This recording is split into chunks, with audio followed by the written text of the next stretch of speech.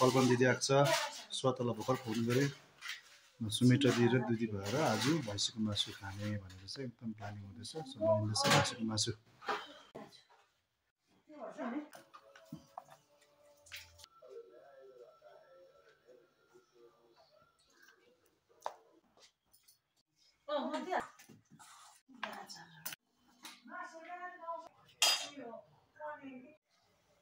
प्याज त कति काटेको छ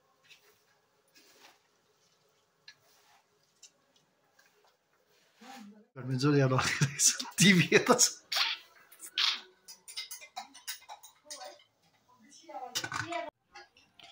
दुई बहिनीले भएको मेहनत गर्दैछ है धन्यवाद है दिदी भाइ दिदीहरूले भएको ए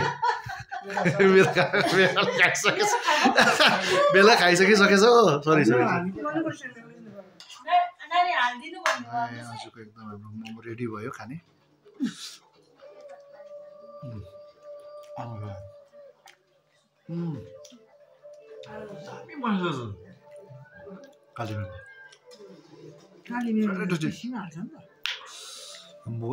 ए सुमित दिदी यस्तो टेस्टी मोमो चाहिँ मैले चिकन मोमो जिन्दगीमा खाएको थिइनँ फर्स्ट टाइम खाएको अम्बो यो त बेलाले पनि थपेर खायो नि त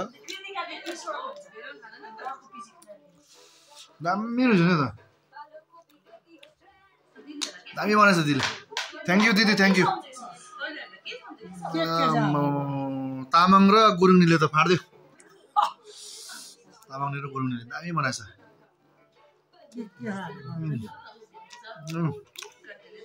दामी so chicken momo is very tasty now this is कस्तो भएछ मिठो भएछ बिस्तारै खानु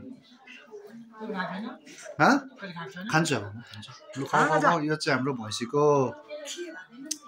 भैँसी पार्टी हो यो चाहिँ भैँसी है होइन मान्छेलाई भनेको होइन यो भैँसी भनेको त मान्छेलाई भनेको कहाँ मैले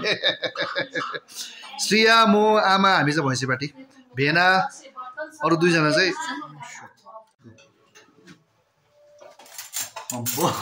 यो के हो यो अम्बो यो त मेरो आमा लु है मेरो आयो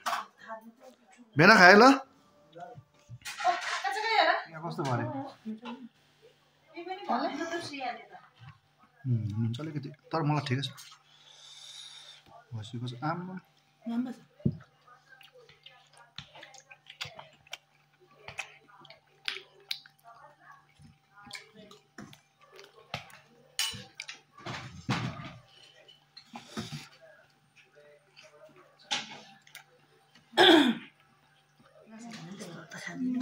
भित्रको माछे हौ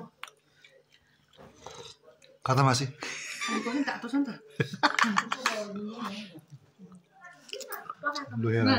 होइन बेस्टले पठाउ तेरो रेकर्ड तोड्दैछ यहाँ अर्को पनि छ कि हो अम्बो